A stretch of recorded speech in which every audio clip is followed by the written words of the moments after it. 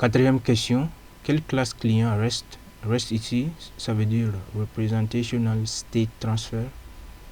Spring fournit-elle pour faire des appels aux API externes? Donc la réponse est REST Template. Donc c'est la classe REST Template. Et nous allons voir un exemple. Voilà, ici nous avons fait un exemple qui appelle un API de météo. D'abord, nous avons créé des DAO, donc Data Access Object. Donc ici nous avons Weather Data. Donc nous avons récupéré juste, donc ici c'est le nom avec une autre DAO, donc une autre classe DAO qui est main. Donc là-bas nous avons plus de détails. Nous avons, comme vous pouvez voir ici, le temps, voilà, la température ressentie et tout. Donc ensuite nous avons fait un service. Donc vous pouvez voir le service ici.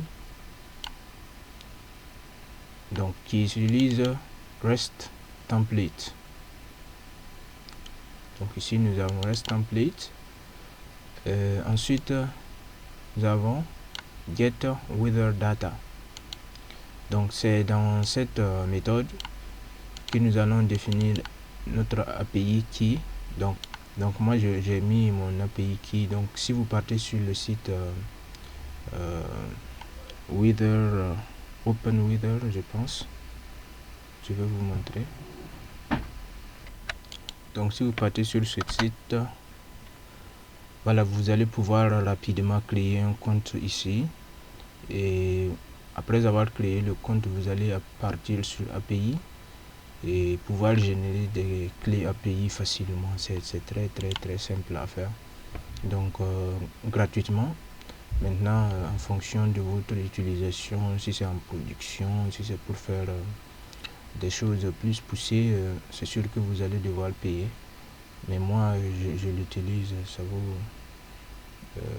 plus de 2 semaines, ouais, que ça tourne. Et voilà, et c'est gratuit.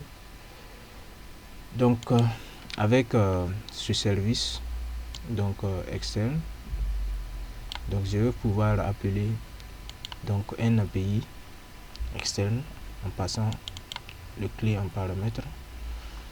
Et voilà, et je l'appelle. Donc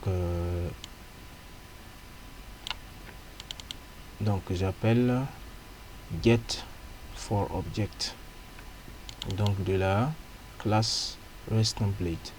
Et je passe l'URL en paramètre. Donc ensuite j'ai le contrôleur qui va appeler le service. Donc ici c'est le get mapping, donc c'est une requête get et avec l'URL weather/city. donc si je mets /Paris, donc normalement je vais retrouver la température de Paris. Et nous allons faire un exemple pratique. Donc ça c'est précédent. Donc je vais faire une exécution sur, donc c'est dans le projet principal, donc je pourrais exécuter ça. Après l'exécution, je vais utiliser Postman. Donc voilà, comme vous pouvez voir ici, ça c'est en fait mon API. Voilà. Donc c'est pas en fait ce ne sont pas des clés que moi j'utilise en production, ni le compte même. Donc ne vous inquiétez pas pour la sécurité.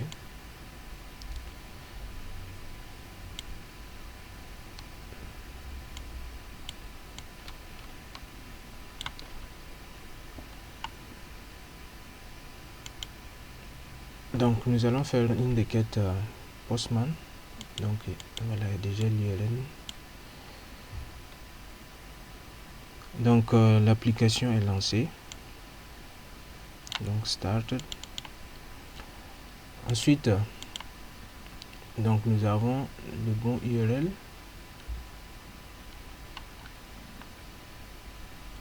Donc envoyons la requête get.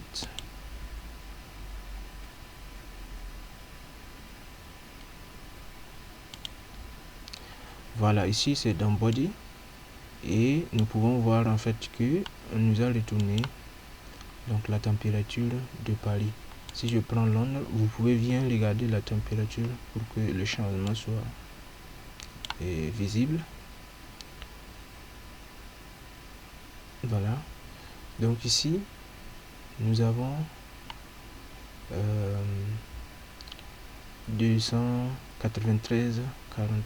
Si je prends Ouagadougou, c'est mieux de changer bien Ouagadougou pour que la température varie drastiquement. 293,43, donc c'est pas en Celsius. Je fais ça. Donc pour Ouagadougou, vous voyez que c'est jusqu'à 304, donc la différence est drastique pour que vous voyez que l'API fonctionne bien.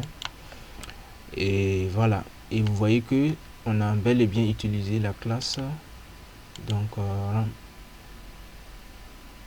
vous voyez que on a bien utilisé la classe REST template. Donc ainsi s'achève cette démo. On passe à la prochaine question.